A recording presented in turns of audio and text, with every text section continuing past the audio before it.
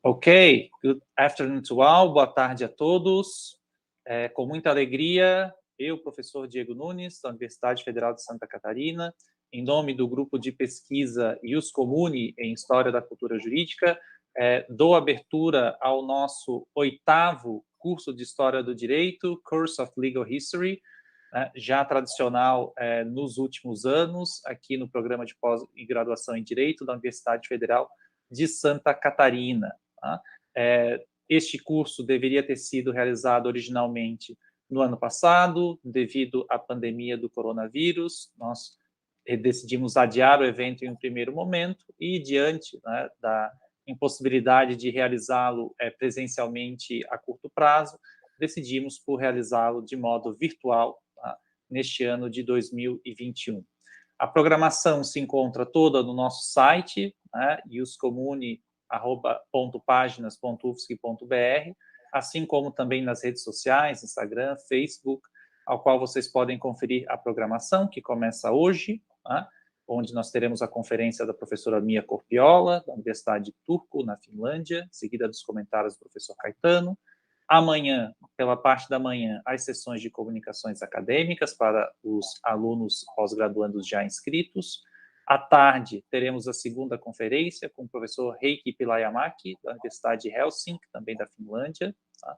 E teremos o encerramento do evento na sexta-feira, pela manhã, com o professor Máximo Meccarelli, da Universidade de Macerata, Itália. Esse curso, como tradicionalmente os cursos anteriores, conta com a presença de especialistas da história do direito em determinados temas, cujas apresentações são frutos de pesquisas anteriores, portanto, não são exposições sistemáticas, mas resultados de investigações anteriores. Nesse sentido, já adianto que a lista de presença àqueles interessados será repassada no chat da nossa transmissão agora via YouTube. Aqueles que participarem de 2 das 3 palestras receberão certificados ao final do evento. E esperamos contar com a presença de todas e todos até lá.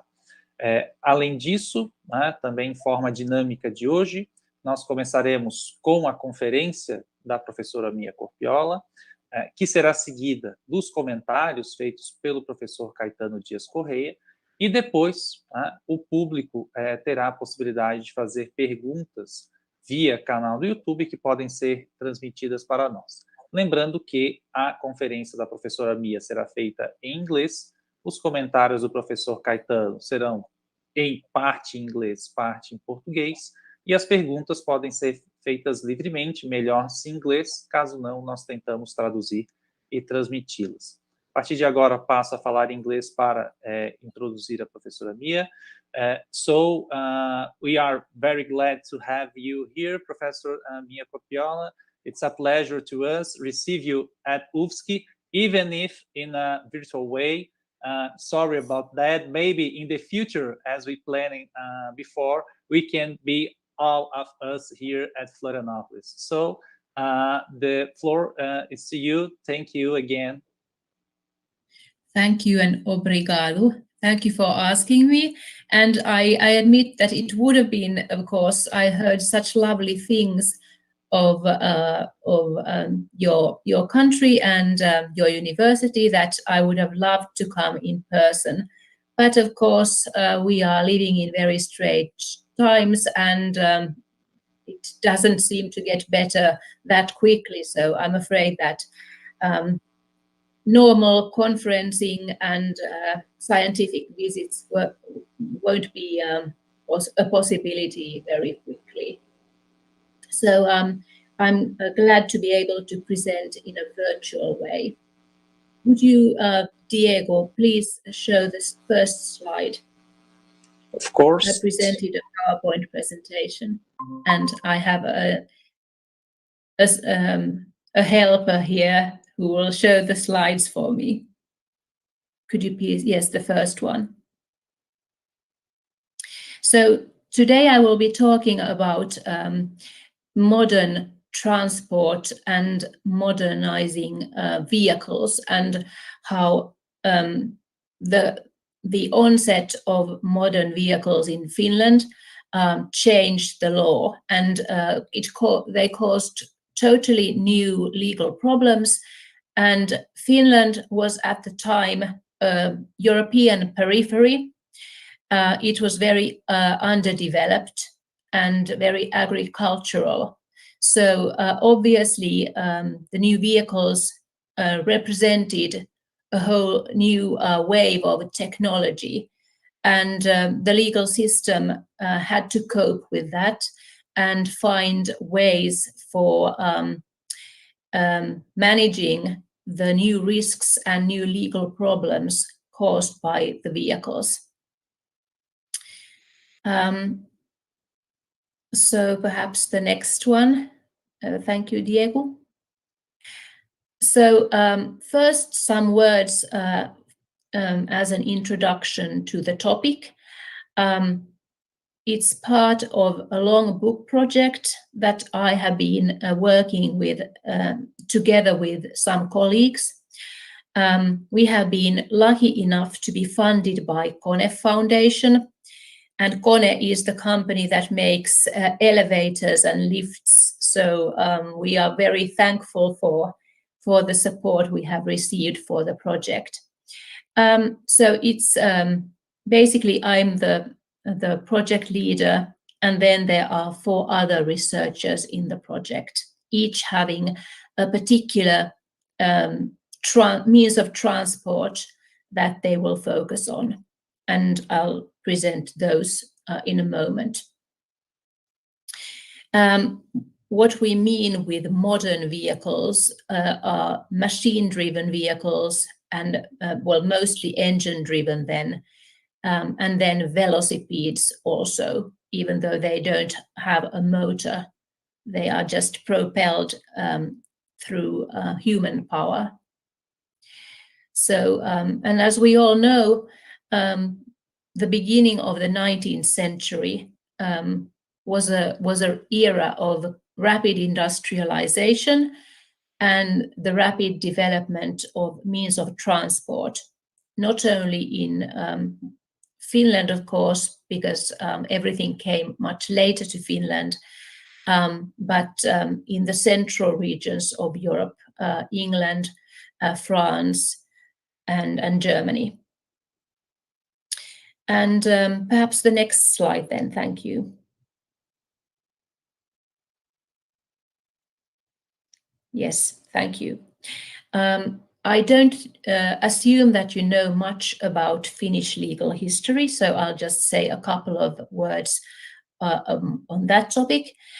Finland was part of the Kingdom of Sweden for about 600 or 700 years, starting from the Middle Ages to 1809.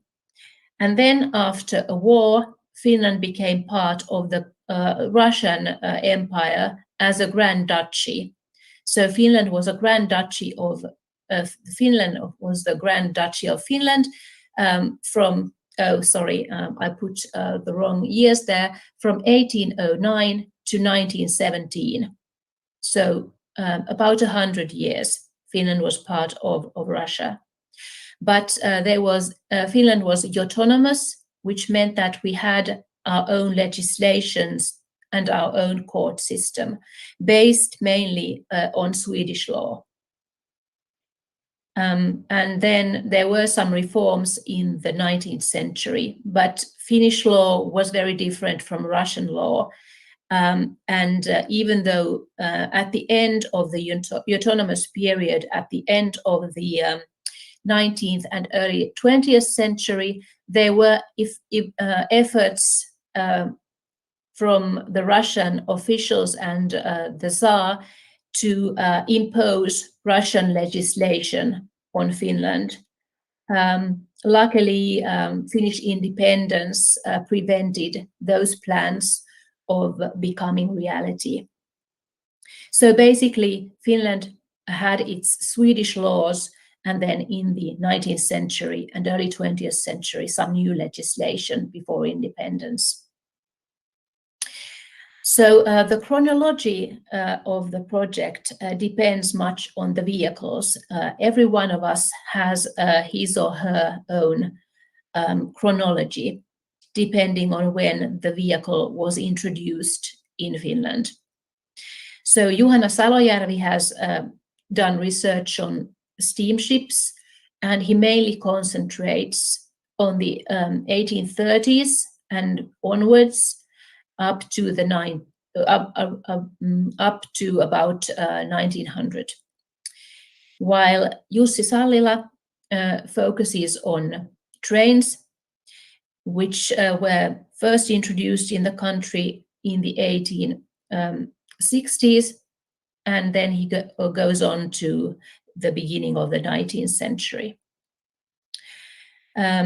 While velocipedes and automobiles were introduced much earlier in, for example, France, in Finland, they really became relevant only in the 1880s and forward.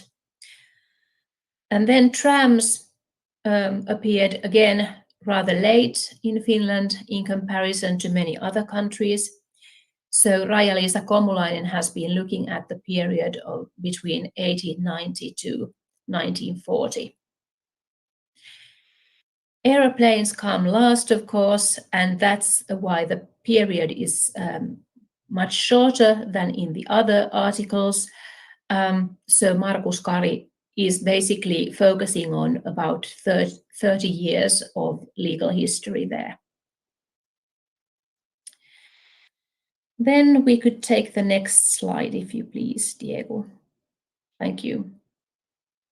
So in the project, we have had several research questions which are common for all of us, every vehicle we are focusing on. So firstly, we have tried to see what kind of new legal problems did the modern vehicles cause. What kind of accidents, what kind of friction between existing laws and new needs, for example. So that has been the first step. And then to see how the legal system reacted to these legal problems. As I said, Finland was a European periphery and very agrarian. Agriculture was by far the most important means of livelihood in the country.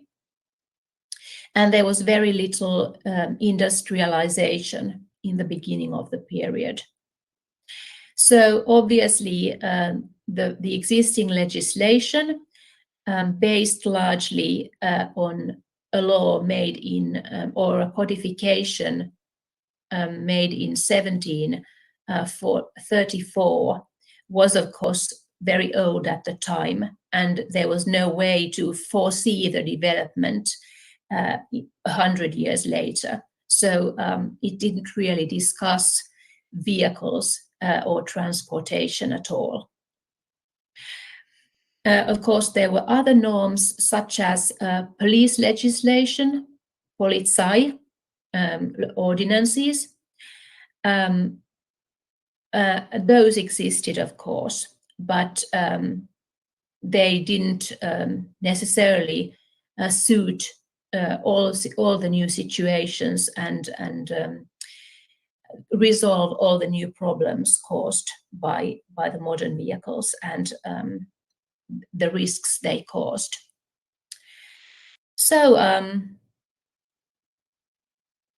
if new norms were then required, we want to see where the legal influences came from, whether they came from the Nordic countries, from England, France, or Germany.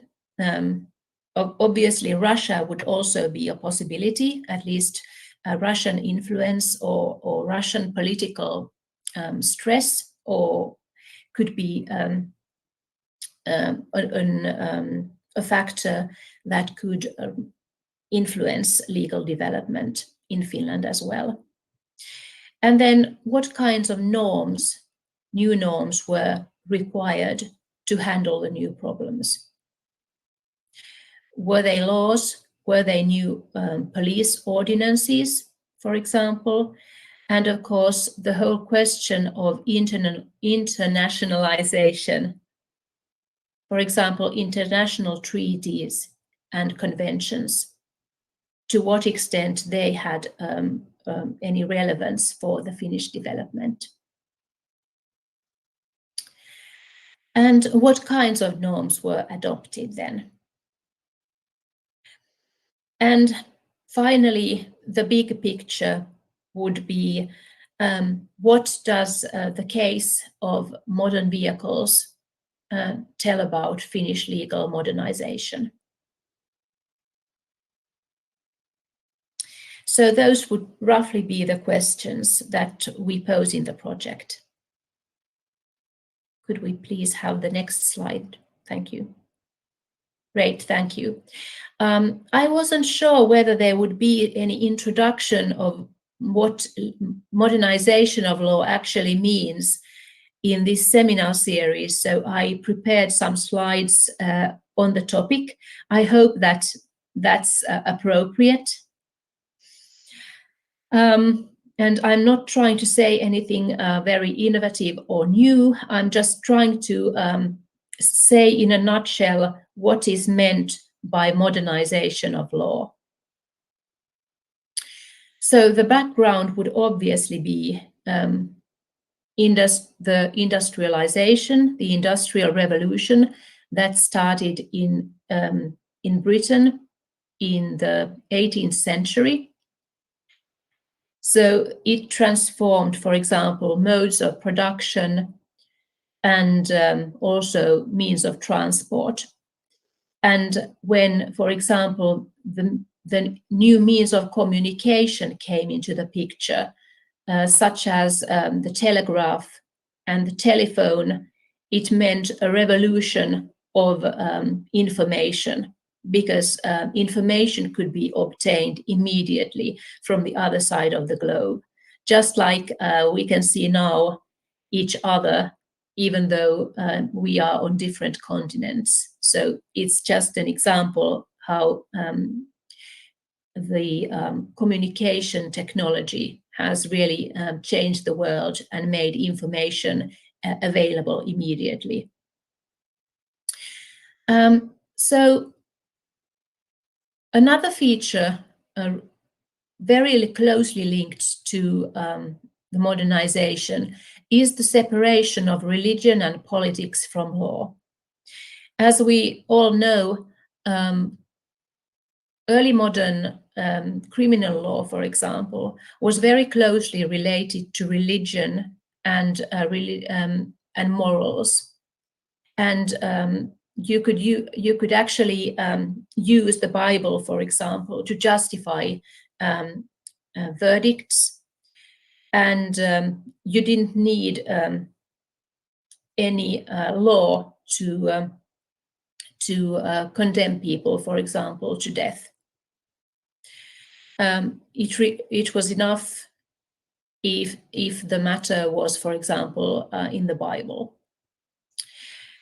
So the change from religion to rationality, as exemplified by the Enlightenment philosophers,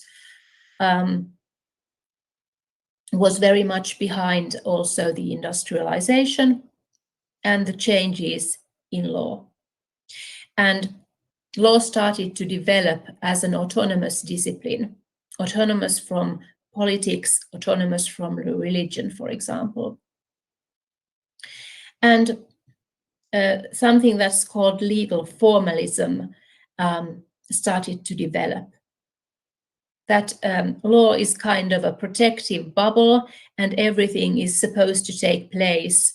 For example, adjudication in courts is supposed to take place in that bubble, so that no other societal or other considerations will actually influence the decision making. That it's just based on rational thinking and the law in books.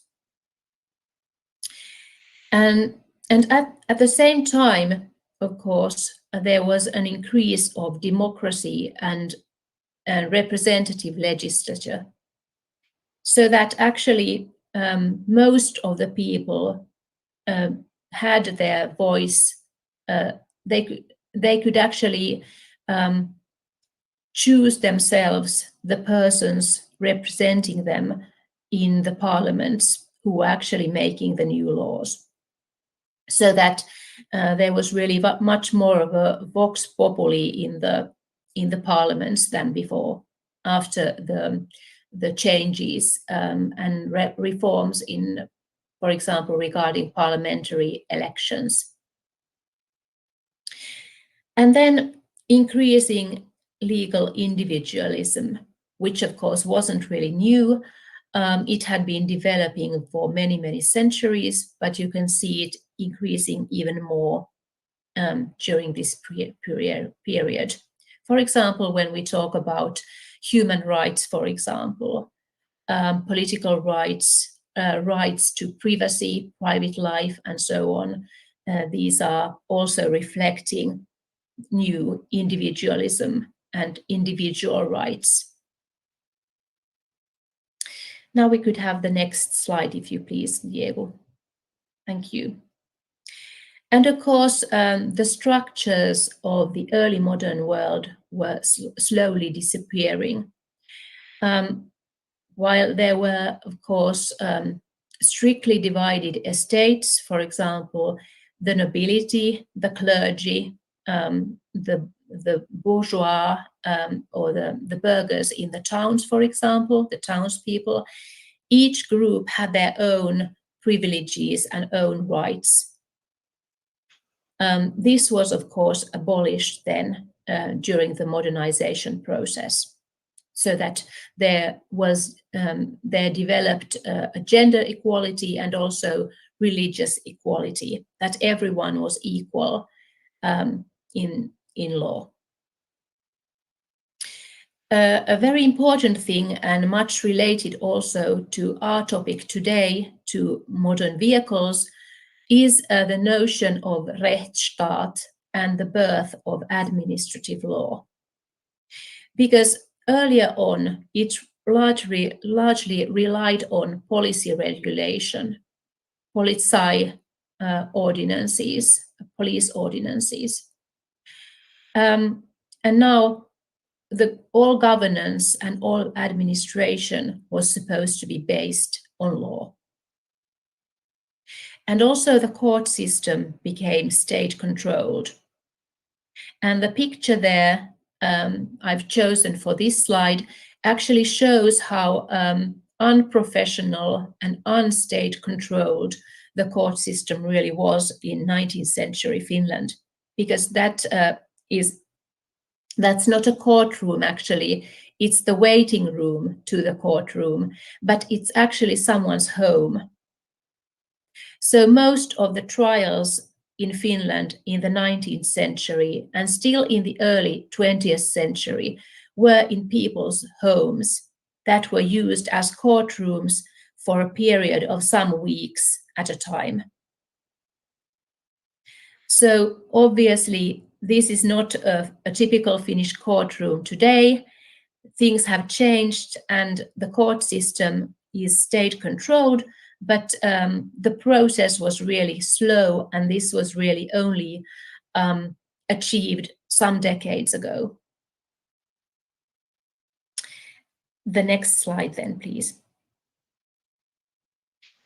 And then the legality principle, especially related to criminal law.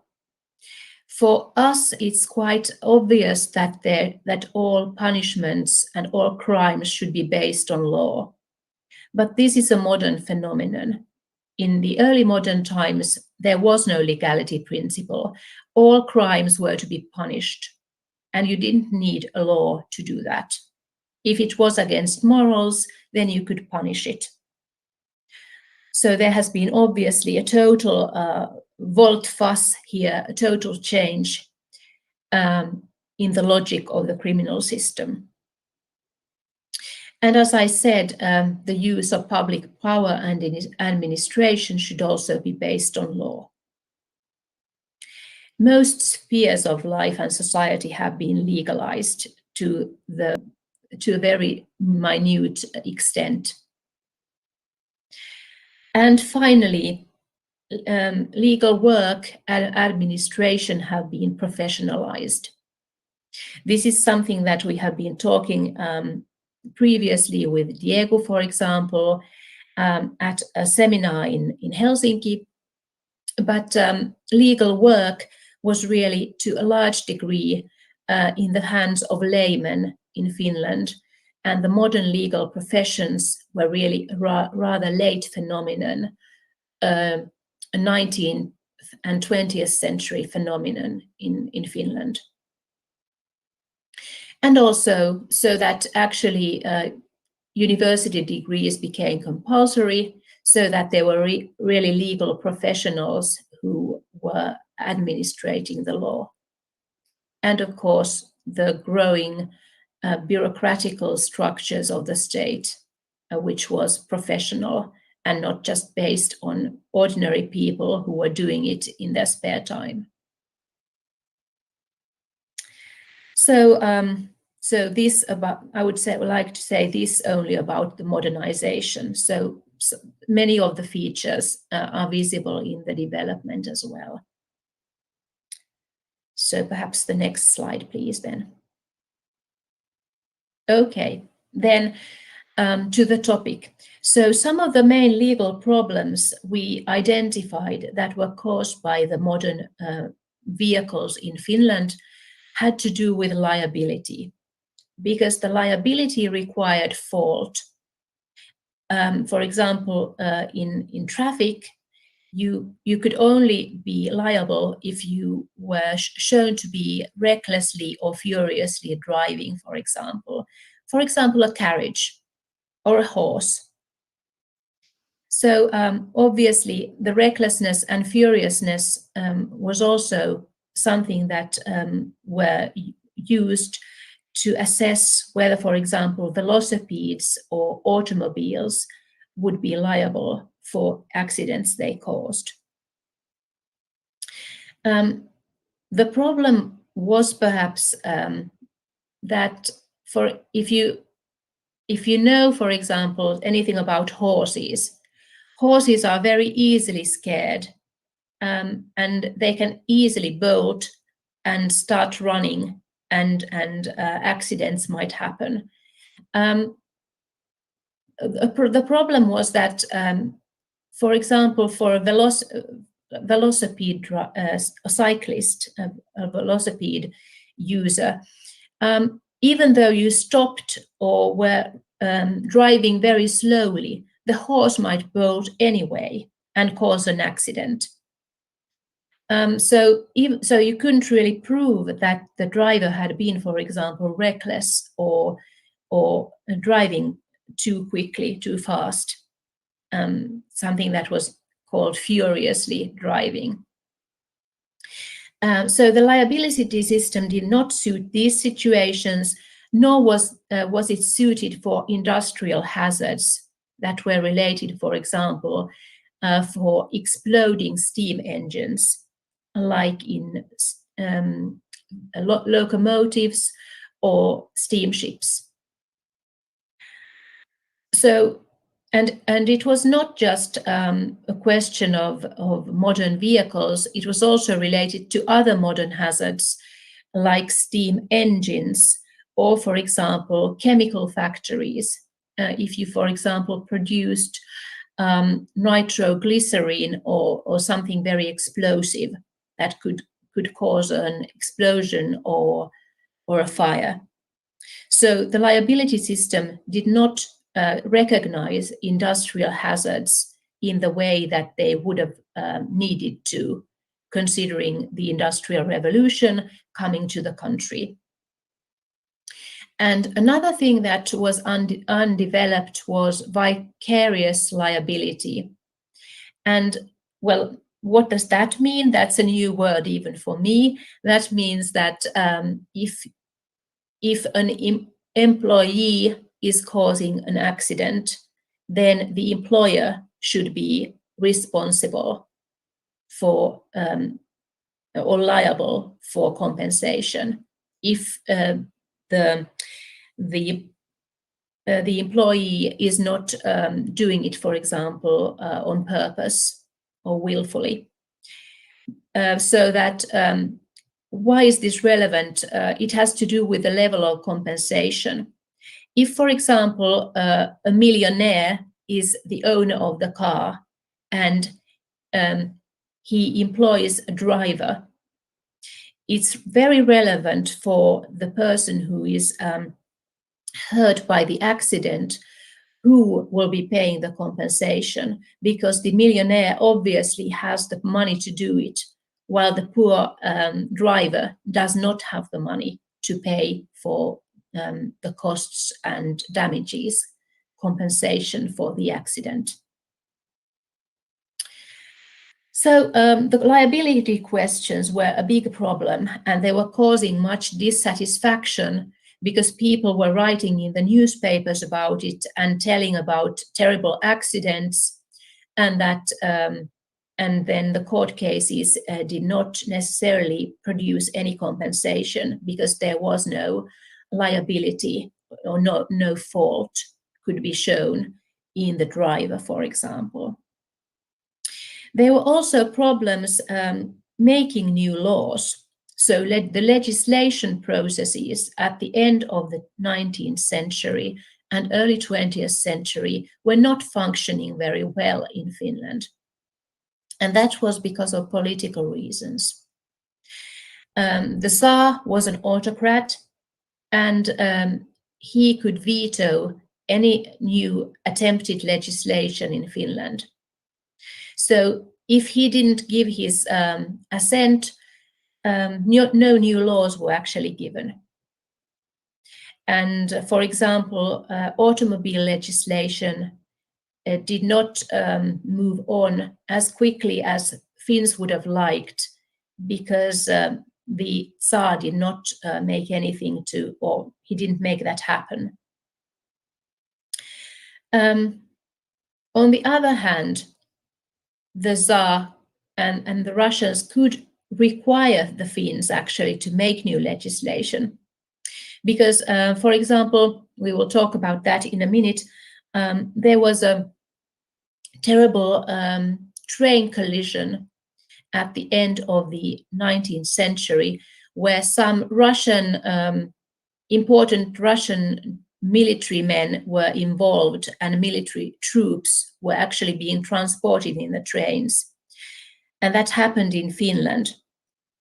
So then the Russians pressurized Finns to make a new law so that strict liability would be introduced for trains and train accidents. And that's actually what took place then. Another problem was caused by hit-and-run accidents, that the person who suffered the victim could not identify the person or the vehicle who had caused the accident. Then technical standardization could also be required, like standardized safety gear, and also time was standardized because of modern transport and modern vehicles. Because earlier on, all localities and towns had their own clocks and own times. But when the trains came, everyone had to know when they would leave and when they would arrive. So they had to have one time system so that the trains and their train timetables would be standardized. So then time also had to be standardized instead of being local and different in several places in the country. And of course, building the transport infrastructure, railways, required expropriation, so that private owners had to be made to sell their lands in order for the railway to be built.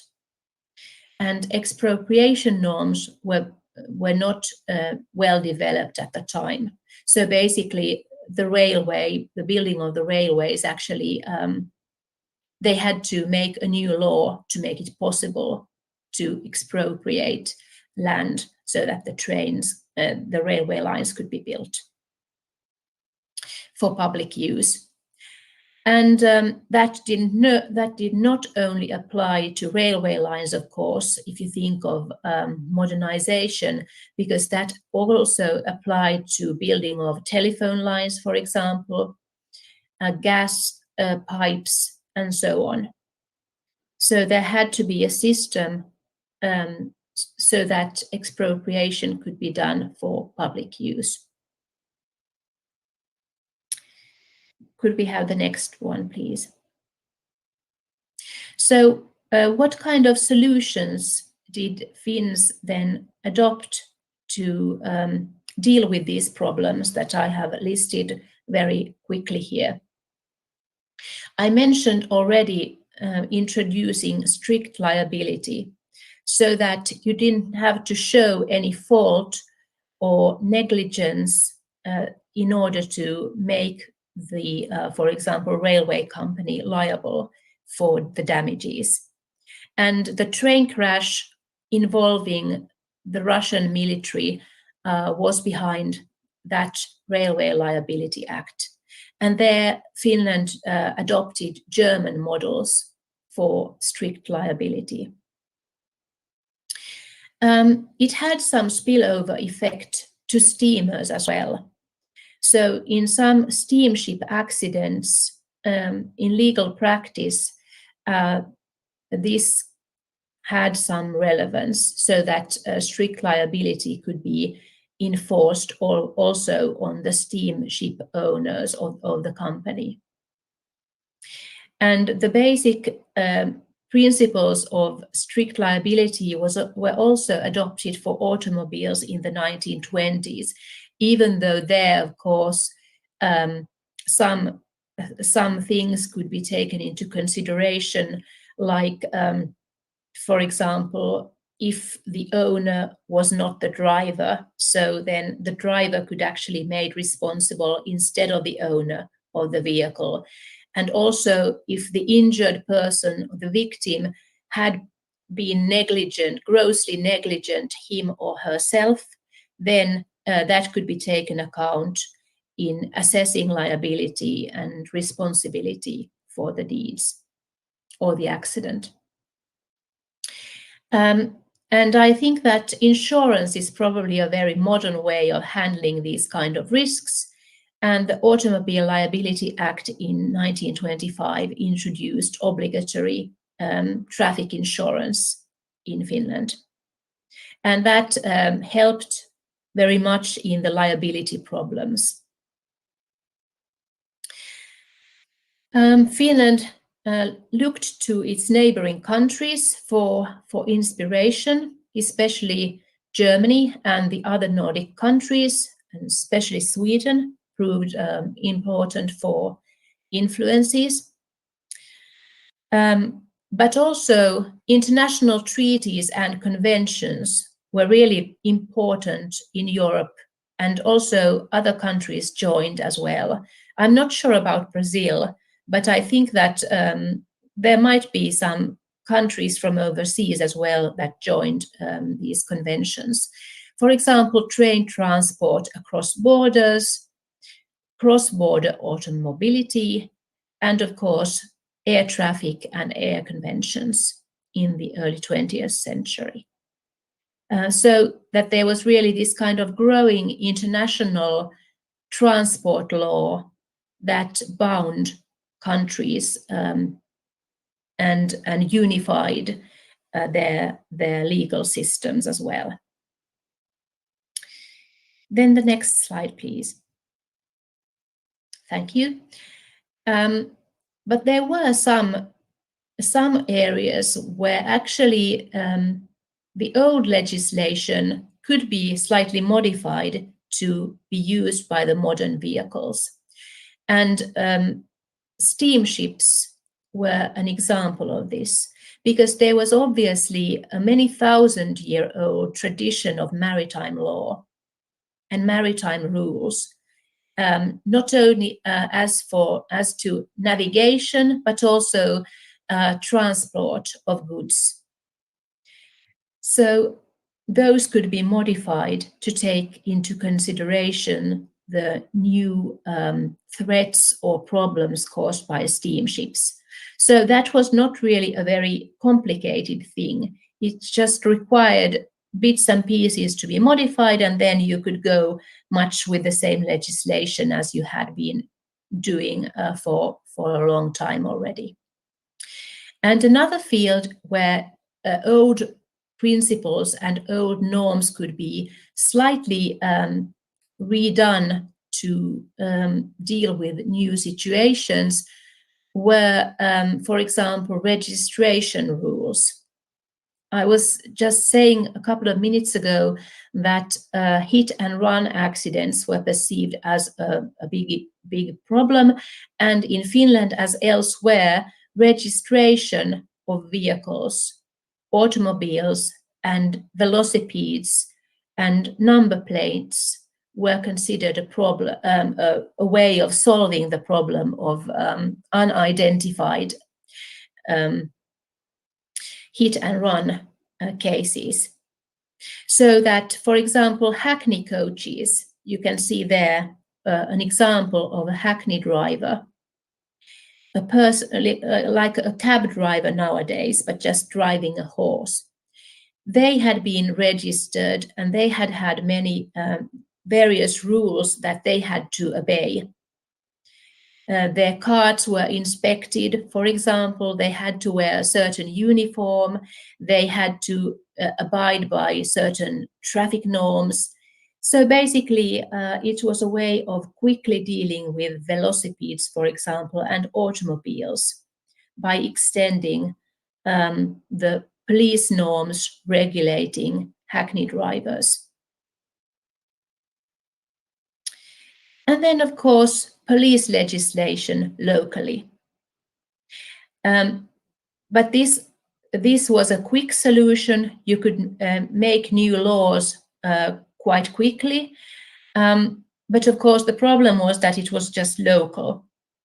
The first velocipede ordinance was given in the small town of Ekenäs on the south coast of Finland in 1892, and some years later in Helsinki. And after that, many towns had their own velocipede norms.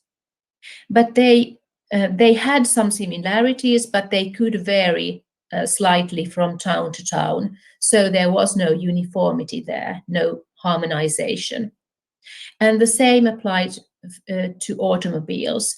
Helsinki was the first town to have its own automobile regulations in 1907, and other major towns followed. But for example, in the countryside, there was not necessarily much regulation there. So that could be a problem also, that there was just here and there around towns some regulation, and then some parts of the country where there was practically no regulation at all. And trams were very local because there were trams only in a couple of major towns in Finland, in Helsinki and Turku at that time. So it was very local as well. And only after independence, there could be nationwide laws on, for example, automobiles. So that was rather late. And also cross-border traffic could be a problem because Finland was part of the Russian Empire. And that meant that, for example, cars coming from St. Petersburg to Finland, and the Finnish border at the time was very close to St. Petersburg. had to abide by international road traffic conventions because there was no unified system. So basically, Helsinki had to apply the international treaties to cases like cars from the Russian side of the border or St. Petersburg, or indeed other Finnish towns. So the next slide, please. So now to my conclusion. I think that our study showed that Finnish lawyers were quite disinterested in modern risks and vehicles. There was very little, very few articles written on the topic and no books at all on the topic. So, of course, Germany was a huge country and with a very large legal profession, but there you can really see that German lawyers were kind of, they kept their eyes open and commented in their journals, for example, on law cases and how those were solved related to, for example, modern vehicles. So Finnish lawyers were quite old-fashioned, if you want. They were very deeply rooted in the agrarian traditional legal system in a way. So paradoxically, a very old normative means, police regulation, Polizei, that was obviously originally a late medieval and early modern way of regulating issues, was and had to be used for several modern vehicles because otherwise there wouldn't have been any normative regulation at all for them because there was no national legislation on the topic. So the vehicles show, the different modern vehicles show a bit of slightly different patterns as far as regulation and modernity are concerned. Steamships could actually very slightly extend and change old navigation and maritime law, while for trains, new laws had to be made, both for expropriation already in the 1860s and also strict liability.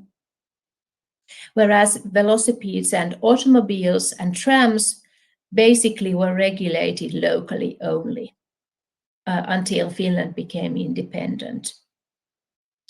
And for trams, no strict liability was actually used. Airplanes are a case of their own because they were born modern and they immediately became the subject of international regulation. There was very little aviation law in Finland and just a couple of lawyers who showed any interest or expertise in the topic. So that was a very, very specialized field. And here I would actually like to stop and give the floor to comments and discussion. And I welcome very much the comments of Caetano on my paper today and presentation. Thank you.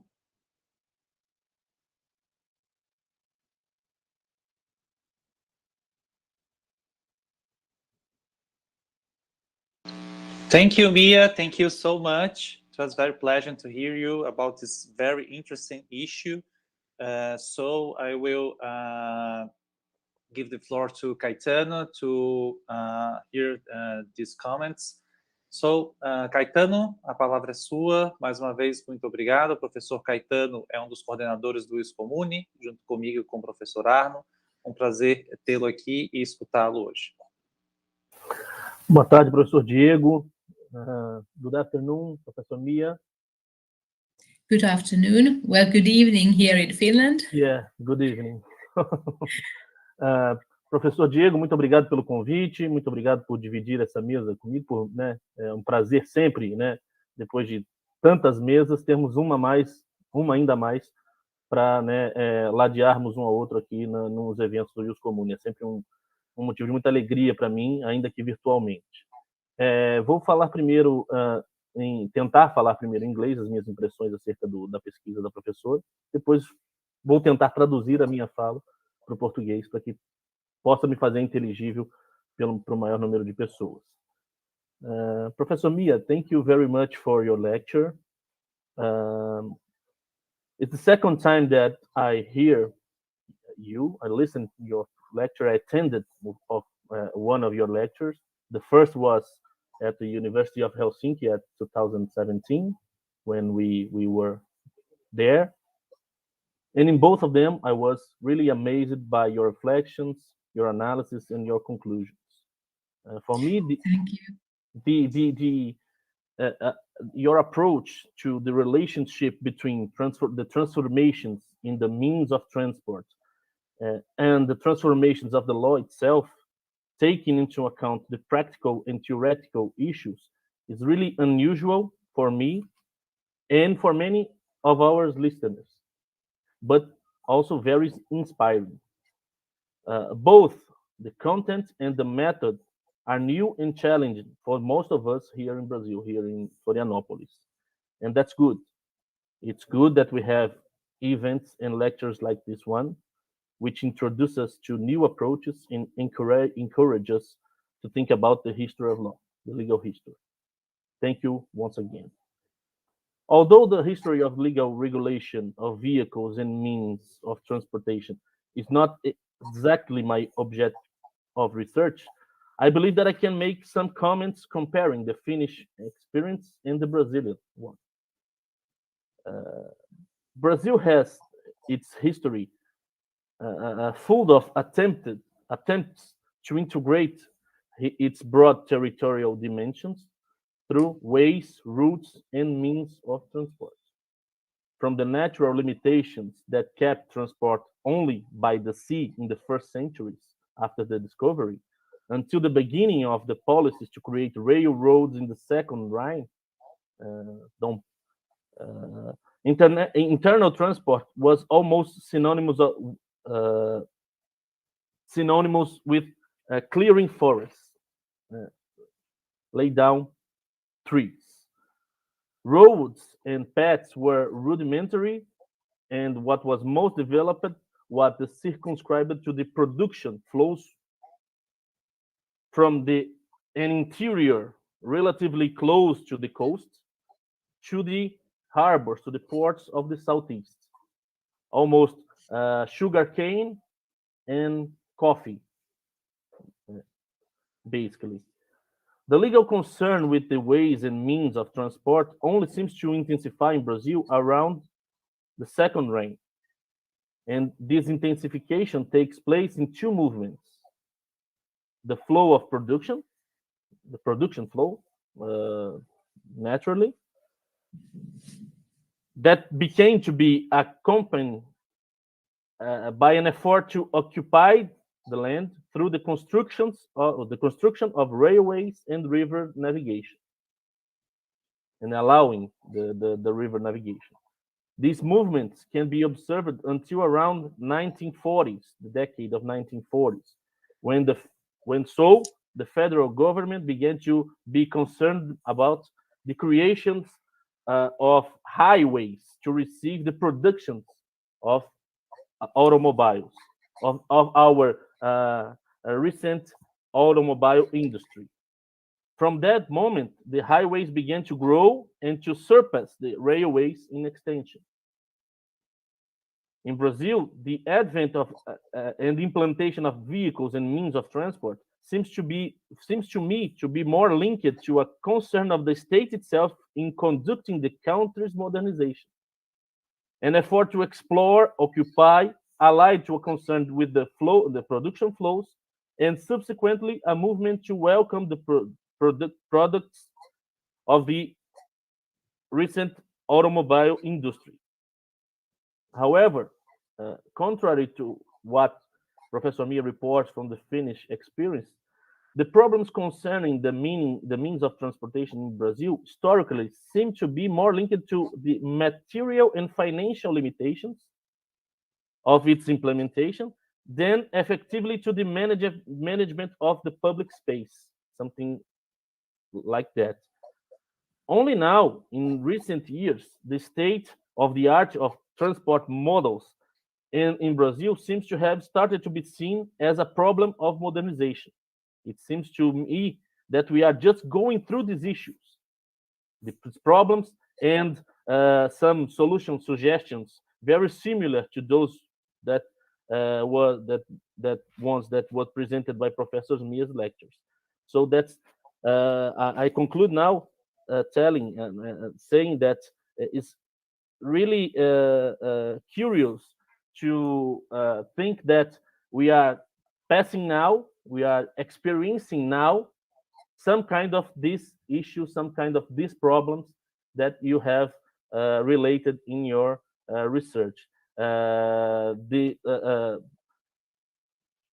transportation law in Brazil is something very recent, very new, and because our concern about the economic questions involving transportation, rail, roads, sea transport, ships, and river navigation. It's something that was not on our agenda, our public agenda for the 19th century and 20th century. It's a new concern about linked directly in a way to develop our country, develop our industry, and establish our infrastructure to attract investments, attract money from abroad. And that's what I would like to say. I don't know if I was understandable to you, Professor Mia, but once again, thank you very much for your presentation, for your lecture for us here. Thank you. And thank you for your excellent comments. And really, there are some. When you were talking, I really understood that the size of Brazil actually and the transportation problems related to the size of the country are perhaps somewhat similar to those of the United States, because that was a huge area, and there had to be train lines going actually across the whole continent. And the same applies also to Russia, which of course is and was also a huge, and railway lines had to be built across it, for example, from St. Petersburg and Moscow to the south, for example, and so on, and also to Siberia. So the vast territory obviously causes its own problems concerning infrastructure. You had your vast rainforests and so on. Other countries battled ice, for example, and snow and mountains. So there were slightly different problems to the conquest of the territory by rail, for example. But there is at least one similar feature regarding the modern vehicles and Brazil and Finland, that one of the main concerns of the new means of transport and transport infrastructure was how to bring the agricultural produce to the world market. You had coffee, for example. Finland had its forests. So the forest industry, sawmills, started to develop immensely in the second part of the 19th century, and canals had to be made and built, and railways also to facilitate the transport of for example, these tree trunks, for example, through waterways to coasts, and to be transported then to England, for example, because of the shipping industry, the boom of the late 19th century. So there were similar concerns driving making it necessary to invest on transport. Obviously, being close to relatively close to some central regions, of course, also made it quicker in Finland. Even though Finland, I think, Finland was quite late, and I know that Portugal was also quite a European periphery and got quite late some of its transport infrastructure. But there, and I suppose in many countries, this new infrastructure became also a question of national pride. Great railway bridges, for example, they were some like the monuments of modern engineering, and also a man conquering nature through steel, for example, fire and steel and power. So it was a way of kind of seeing that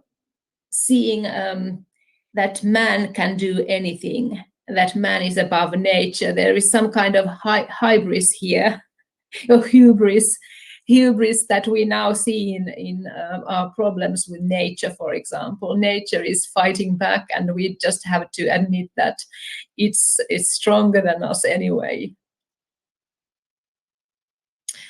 Yeah. Caetano? Okay, now I will speak in Portuguese, just to repeat most of what I said in English to our listeners, or to our audience. Então, boa tarde a todos que nos assistem, né, pelos canais do Commune. Eu dizia aqui para a professora Mia que, embora, né, a história da regulação dos transportes, na regulação jurídica dos transportes não seja propriamente nosso objeto de pesquisa, tentei fazer uma análise, né, um comentário superficial comparativo entre as experiências brasileiras e finlandesas. E ressaltei aqui para a professora que, né, no Brasil nós tivemos as preocupações com meios de transporte, com rodovias, vias, navegações de cabotagem, navegações costeiras, navegações fluviais, foram muito mais uma preocupação, num primeiro momento, de ocupação do território, né, de integração do território, e num momento colonial, vamos dizer assim, num período colonial. Depois passaram por uma ideia de escoamento de produção, e nesses pontos elas se desenvolveram com mais robustez, os meios de transporte, as ferrovias e as estradas, de uma maneira geral, né? Ali no Sudeste, né, São Paulo, Rio de Janeiro, Minas Gerais, e por aí vai. E que, ainda num terceiro momento, a preocupação em escoar não mais a produção, né, mas em sim de acomodar os próprios carros, os próprios automóveis que eram produzidos no Brasil, se pensou, se começa a estimular a criação de rodovias, né, e que rodovias essas que suplantam as ferrovias em muito, e que passam a ser basicamente um modal quase que exclusivo, quase que, né, único de transporte no Brasil. E que agora, né, agora que parece que nós estamos tendo as preocupações ou os problemas de regulação dos transportes. Por quê? Porque agora se verifica o quanto isso pode ter sido danoso para a organização socioeconômica do Brasil, a dependência da rodovia, né? E agora se começa a discutir formas de ajuste, né, de integração, trem-bala, né, aeroportos regionais, aviação regional e tudo mais.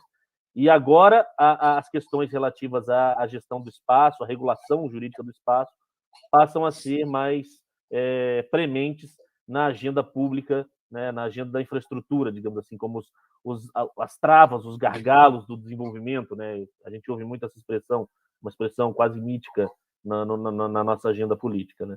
Então, estava dizendo que, a mim parece, haver um pouco essa diferença. Enquanto lá, segundo o relato da professora, as preocupações foram sempre de equalizar, né, as novidades com o que havia de velho, aqui parece que o desenvolvimento dos transportes, dos meios de transporte, foi quase uma condição do desenvolvimento da própria realidade nacional, da própria experiência nacional, né? E que agora a gente começa a lidar com essas questões do transporte, da mobilidade enquanto um problema, né? Basicamente era isso, professor Diego. Agradeço pela oportunidade mais uma vez e devolvo a palavra. Muito obrigado, professor Caetano, mais uma vez, pelos seus comentários, muito percussientes, como também a interação com a professora Mia. Professor Mia, we have a question for the audience. I will paste here on our chat and read also. It's from Gabriel Faustino. How or whether did the court's impact on the process of readapting the Finnish law to the new technology of modern vehicles? In the absence of specific legislation, how would the courts react?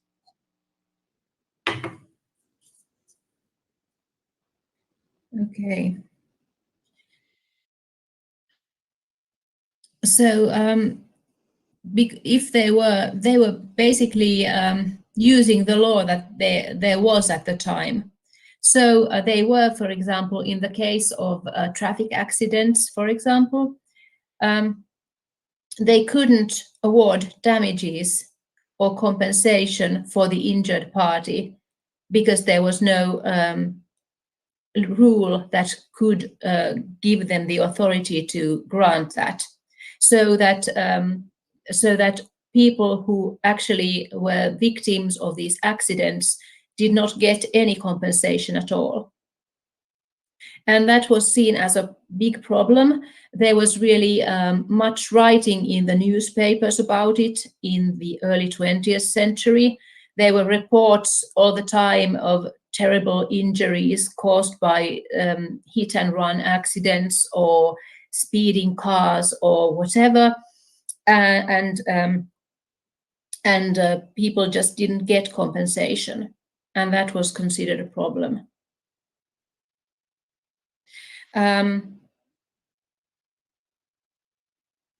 Yes, well, that's what, yeah. So basically they were bound by the law and what it said. They couldn't extend and use the law in some other or broader purpose than it would be written, because that was not the way Finnish law worked at the time. It was a civil law. It was and is a civil law country in the sense that we have written laws and no case law that actually would extend and broaden the interpretations. So the lack of having appropriate norms for these situations was obviously perceived as a big problem. And that also caused some hostility, for example, around towns, that some municipalities tried to prohibit the use of cars altogether on their territory, or that they could be used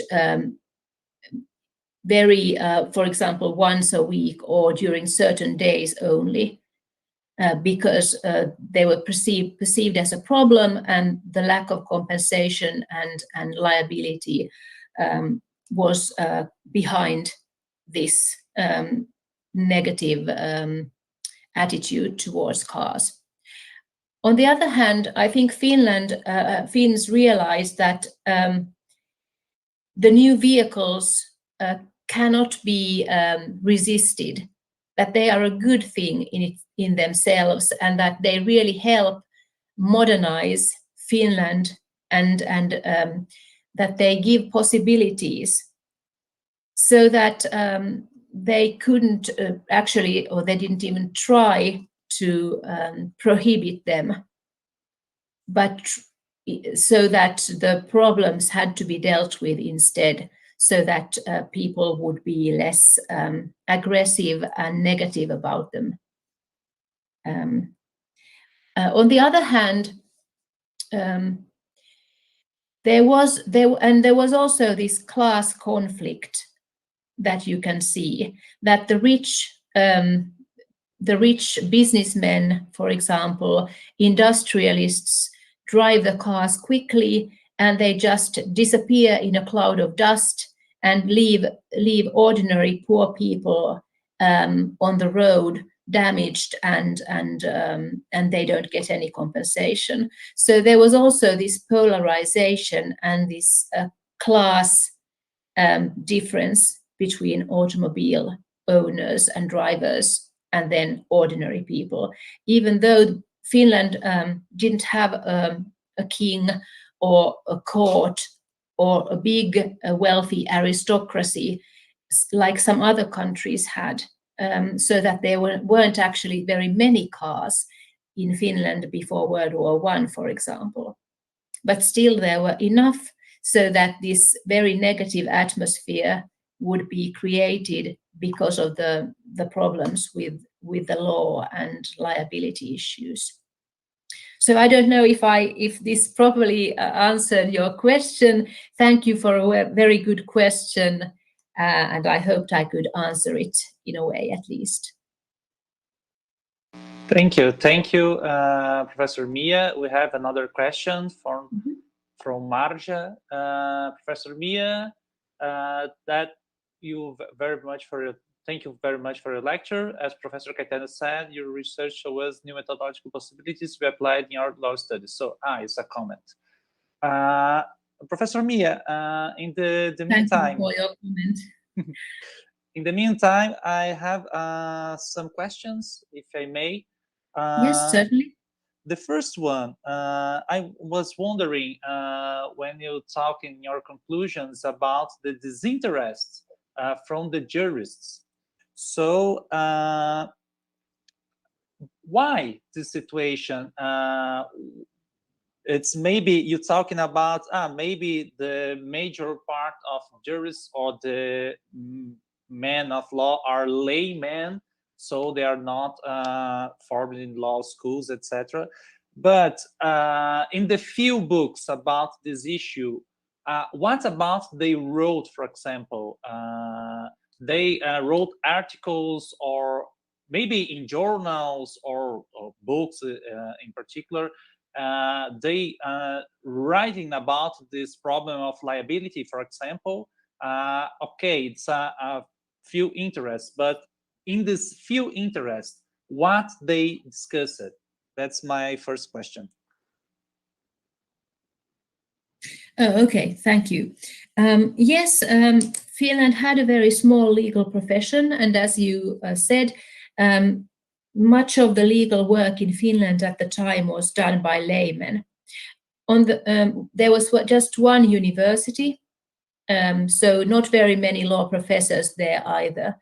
So and also Finnish jurists were much involved, for example, in administration, in central administration, perhaps not so much in business life.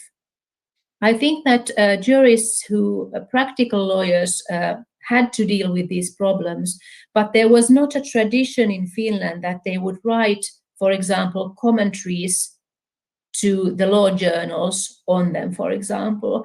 Like in some German law journals, there's like from legal life columns where they tell about case laws or take up interesting cases that have risen in courts, for example. Finland had two law journals at the time. One, the first one from the 1860s and the other from the 1890s. But I think that people were just so overwhelmed by the normal court cases. I mean, the normal debt cases. They were discussing, for example, and writing articles on the sale of horses. Of course, that was a big interest for everyday life in the rural countryside, and most of the country was very agrarian. So we look at the situation in the wrong way, that we should actually marvel that anyone has taken any interest in modern phenomena in law, because the 95% of the country or 90% of the country was so overwhelmingly rural with rural concerns. So, well, there were some mentions or some articles on railway liability issues, and some article on expropriation, I think. But absolutely nothing was written on velocipedes, for example. There were some articles saying that Finland should have automobile legislation, and that they are giving now, in the early 20th century. In Germany, they were drafting a law, and also there was a law in Austria, I think. And a couple of Finnish articles were taking this up and wondering what should be put in a Finnish law. That Finland needed a law as well, and what could we take, how could we be inspired by these foreign laws to create a law for Finland as well. But those were not in the two big journals. They were rather in an experimental journal that combined business life, or business and law. And that was very short-lived. It only appeared for a couple of years.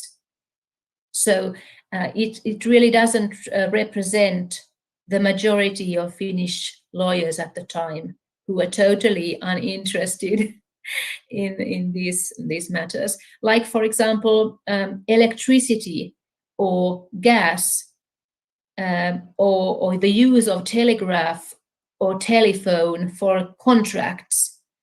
I mean, they just didn't discuss these things at all. Okay, very interesting. Now we have a question from Maja. I will paste here on the chat. Moreover, I would also like to know if the results of your research points to a different perspective over the idea of modernization of law.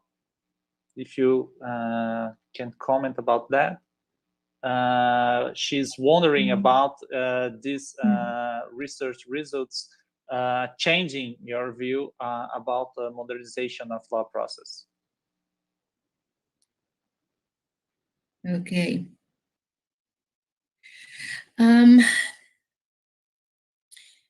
Well, I would say that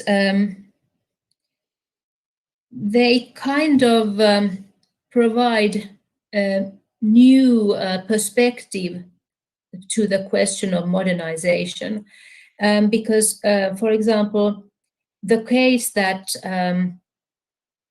for example, police legislation was so much used for regulating certain modern vehicles, had partly to do with the fact that the political system was not democratic enough to produce quickly legislation, and also related to the fact that there was no administrative law at the moment. As we know, administrative law only was a creation of the late 19th century, or second half of the 19th century in Germany, and that was then imported by a couple of Finnish legal scientists or law professors to Finland, so that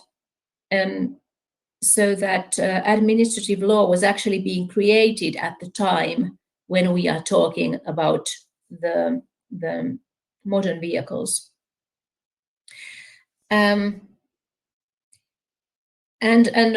Also perhaps it brings new light to the use of international treaties and conventions, even in as a means of bringing or internally in Finland, because the local automobile norms had to be supplemented then by an international treaty for all other cars coming from other places or other countries, like Russia, which was really, Finland was part of Russia. So I was really surprised to see the Helsinki municipal statutes, including a copy of the International Convention on cross-border circulation on automobiles. It was very surprising to me, but there it was, and now I understand why.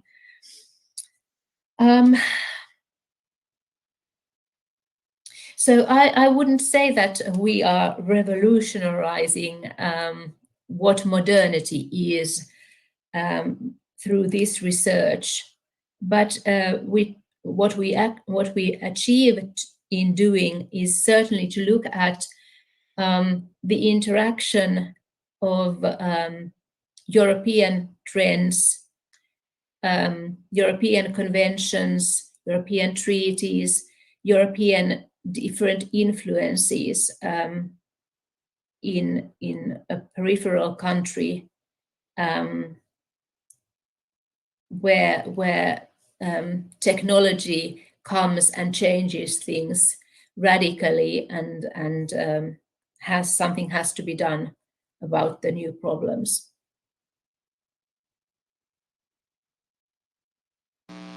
Okay, and I have a second question. After here, Professor Caetano, I was wondering about the who is role in display in this new situation of technology. For example, in some countries, railways was built by the state properly, and another state and built by capitalists, private persons. So what's the model in Finland about roads in general, railroads, etc.? It's state-centered or it's decentralized by capitalists? Thank you. That's a very good question too, and one that we don't have that much possibility to go in depth in the project, but that's of course very relevant. And I suppose that the situation is a bit like Brazil, or I'm not sure, you can comment on that. There was very little, Finland was and still is, in comparison to many others, a rather poor country with it's a very capital poor country.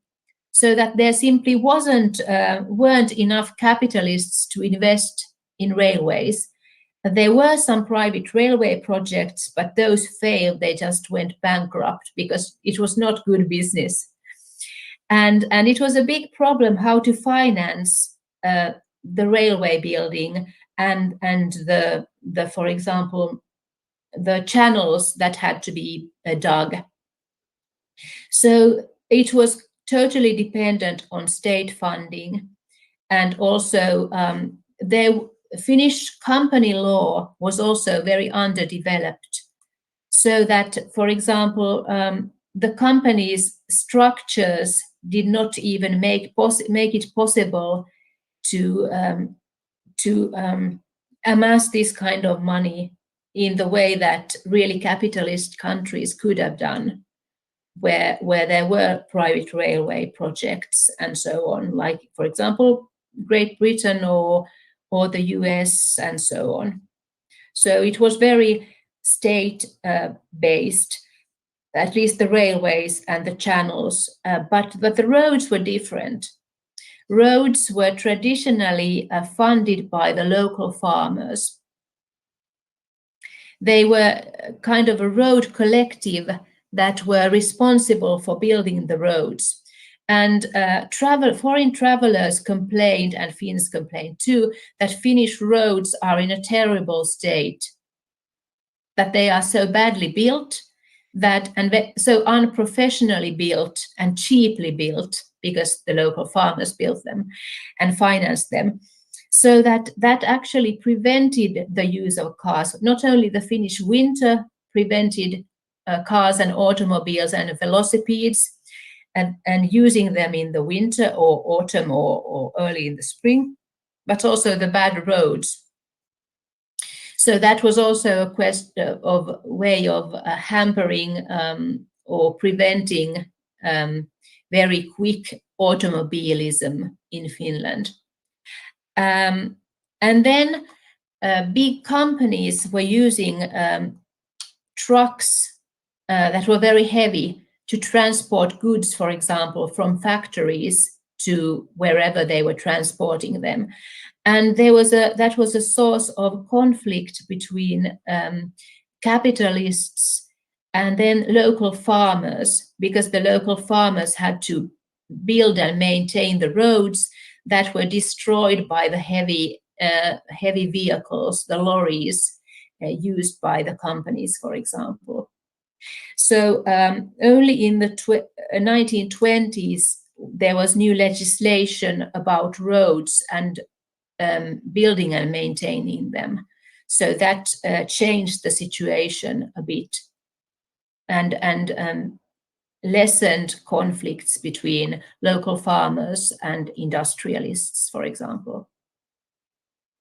Thank you, thank you. I don't know if Caetano wants to talk something about that. Oh, I'm pretty satisfied about what I'm hearing from you. I'm very pleased, and I also have to thank you, both Professor Diego and Professor Mia, for the excellent talk in this afternoon, in this evening in Finland. Thank you once again. Okay, we don't have further questions on chat. So, Professor Mia, we would like to thank you again for your able to be here with us, especially because we are in the evening in Finland. So we're very pleasure to receive you here, and I hope we can receive you in person here in Brazil in the future.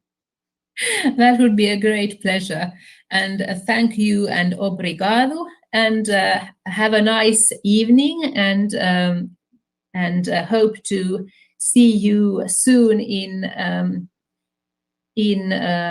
real life. But if that's not possible, even virtually is better than nothing. Of course, of course. Thank you. And remembering all people, tomorrow we will continue with the Congress, and we'll hear Professor Heikki Pihlajamäki, also from Finland, talking about modernization and private law and codification of law. Então, muito obrigado a todas e todos. Foi um prazer estar aqui com vocês. Amanhã nos encontramos para a continuidade do evento. Muito obrigado. Bye bye. Bye, ciao. Bye bye.